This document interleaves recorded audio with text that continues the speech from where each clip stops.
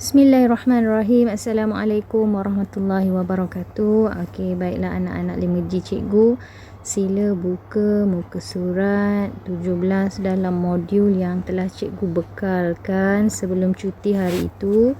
Ya, kita sambung bagaimana cara untuk kita menjawab soalan nombor 11 kertas 2 bahagian C.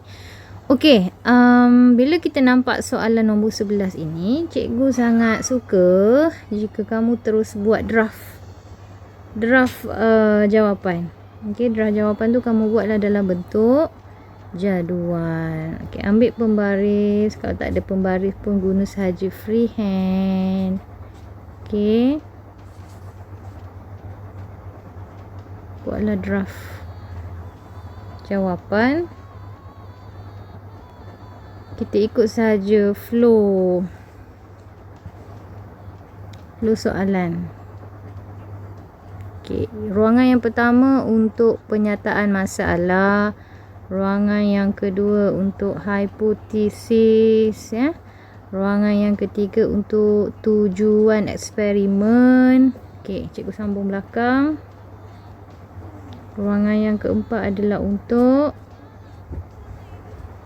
pemboleh ubah, lepas tu radas dan bahan, lepas itu kaedah, dan akhir sekali adalah penjadualan data. Okey, ambil pen, cari buku kosong tu, buku sains cikgu tu, buat jawapan dalam tu, ya, tulis jawapan, tulis sama-sama dengan cikgu. Okey, baik, kita mula dulu dengan penyataan masalah. Kita ikut sahaja flow soalan. Penyataan masalah.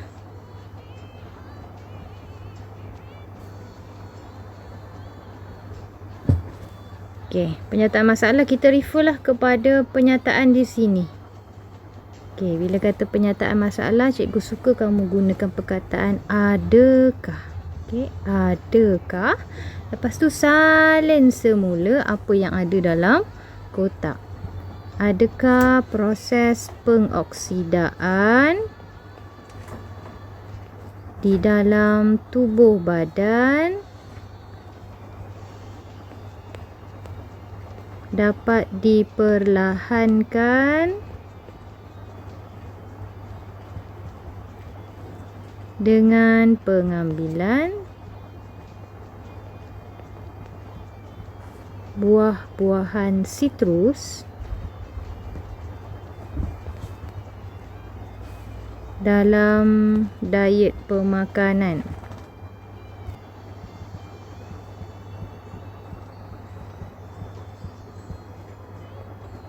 Tanda soal. Ya. Bila kata penyataan masalah kena ada adakah, ya, dengan tanda soal. Ini yang paling mudah lah. Okey, kemudiannya kita dah settle penyataan masalah, kita cuba jawab hipotesis. Okey, sebenarnya untuk soalan nombor 11 dia ada 10 saja, 10 soalan saja, iaitu membawa 10 markah. Tapi kalau kamu lihat cikgu punya soalan, dia ada 1, 2, 3, 4, 5, 6, 7, 8, 9, 10, 11. Ya, untuk format SPM dia akan hilangkan mana-mana antara sebelah ni lah, dia akan cukupkan 10. Tapi cikgu ajar yang lengkap, terus cikgu ajar yang 11. Jadi 11 perkara. Jadi kamu ikut sahaja flow soalan tu nanti, ya. Seterusnya kita lihat kepada hipotesis. Baik, untuk penyataan masalah dan hipotesis, ya, kita mesti refer kepada penyataan. Jadi bila nampak penyataan masalah dengan hipotesis, terus set minda, terus refer kepada penyataan yang diberi. So, apa yang kita boleh buat hipotesis ni? Proses pengoksidaan di dalam tubuh badan dapat diperlahankan dengan pengambilan buah-buahan sitrus dalam diet pemakanan. Cikgu selalu ajar hipotesis jika maka, kan. Jadi kamu cuma olah sedikit ayat, letakkan jika di sini dan maka di sini. Ini adalah pemboleh ubah dimanipulasi dan ini pula merupakan pemboleh ubah bergerak balas. Jadi dia akan jadi jawapan macam mana? Jika pengambilan buah-buahan sitrus dalam diet pemakanan, maka proses pengoksidaan di dalam tubuh badan dapat diperlahankan. Jawapan ada pada soalan. Okey, salin semula. Jika pengambilan buah-buahan sitrus dalam diet pemakanan,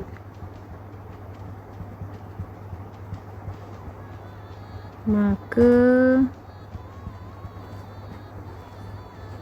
proses pengoksidaan di dalam tubuh badan dapat diperlahankan. Siap untuk hipotesis. Baik, seterusnya kita tengok kepada C. Bila kata C, kita bulatkan dulu ya. Bulatkan C ni. Tak payah tengok A dah. Tak payah tengok B. Bila kita tengok C, maksudnya 1, 2, 3, 4, 5 ini semuanya merujuk kepada perkara yang ada dalam C. Ya. Tak perlu dah nak tengok yang ni. Tak perlu dah nak tengok penyataan masalah. Penyataan masalah hanya untuk maksud cikgu, penyataan soalan ini hanya untuk digunakan bagi menjawab penyataan masalah dan hipotesis. Bagi untuk menjawab 1, 2, 3, 4, 5 ni kita tengok C ni aja. Okey, perkara pertama bila kita tengok C, gariskan dulu radas dan bahan yang soalan bagi. Okey, soalan bagi radas dan bahan apa? Buah apel, larutan gula, jus limau, larutan natrium bikarbonat dan radas-radas lain. Garis dulu yang itu. Okey. Jadi yang ini adalah jawapan untuk radas dan bahan lah. Ni, jawapan untuk di sini. Okey, daripada C ni, okey, kita cuba jawab dulu soalan tujuan eksperimen. Okey, ingat lagi tak gambar eksperimen ni? Yang kamu guna apple tu, ya, kamu rendam dalam pelbagai jenis larutan. Ingat tak eksperimen tu? Okey. Jadi tujuan eksperimen, jawapannya mesti bermula dengan perkataan untuk mengkaji. Ya, wajib ada perkataan untuk mengkaji. Lepas tu dia ada ayat penghubung lah. Kesan, untuk mengkaji kesan. Okey. Kesan apa? Jenis larutan terhadap pengoksidaan apel. Pengoksidaan buah apel. Jadi untuk mengkaji wajib ada kesan, ayat penghubung kena ada. Jenis larutan adalah pemboleh ubah dimanipulasi. Pengoksidaan buah apel adalah pemboleh ubah bergerak balas. Seterusnya ialah mencari pemboleh ubah. Pemboleh ubah ni walaupun dia 2 markah, kamu nyatakan terus 3 pemboleh ubah yang telah cikgu ajar. Kamu penat, kamu belajar. Bagi 3-3. Dimanipulasi, bergerak balas dan dimalarkan. Okey, apakah yang dimanipulasi tadi? Jenis larutan. Ya, ataupun satu cara lagi kamu boleh tulis, kamu salin semua ni. Larutan gula, jus limau, larutan natrium bikarbonat pun boleh. Ya, tidak menjadi satu kesalahan. Betul pun itu jawapan dia. Bergerak balas, kita boleh tulis sebagai keadaan buah apel ataupun pengoksidaan buah apel pun boleh. Okey, apakah pemboleh ubah yang dimalarkan? Kita mesti samakan kuantiti larutan, ya. Isi padu larutan. Jenis buah apel pun boleh. Kita gunakan buah apel yang sama. Seterusnya adalah radas dan bahan. Radas dan bahan, kita salin semua apa yang soalan dah bagi. Soalan bagi buah apple, larutan gula, jus limau, larutan natrium bikarbonat. Salin masuk dalam radas dan bahan.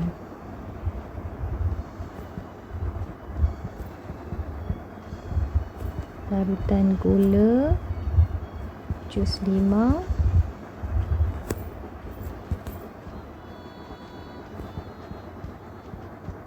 tapi ni belum dapat markah. Tak dapat markah, kita kena wajib tambah satu bahan. Tapi cikgu suka kamu tulis lebih daripada satu, sebab kadang-kadang satu yang kita tulis tu belum tentu betul. Jadi yang ni nak pakai apa? Bika boleh, piring petri boleh, ya. Tulis je lah seberapa banyak jawapan sehingga kamu rasa ada yang mengena. Betul lah, Okay, kemudian kaedah cikgu nak wajibkan kamu lukis gambar lah. Okay, ambil lah pen tu, sama-sama lah lukis dengan cikgu ni, Okay, labelkan bika A, B, C. Lukis lah irisan apple. Tak perlulah nak cantik-cantik, Cukup gambar tu berfungsi dan berlabel. Irisan apple. So A ni kita nak pakai apa? Larutan gula. B kita pakai jus limau. C larutan natrium bikarbonat. Kamu wajib hafal gambar, Bila hafal gambar, bila dah boleh menghafal gambar, maknanya kamu boleh melukis. Bila dah boleh melukis, kamu boleh buat ayat pada kaedah. Ni sangat memudahkan kamu. So nombor 1, kita masukkan irisan apple ke dalam bika A, B dan C. Yang kedua, okay, ni yang pertama settle. Yang kedua, masukkan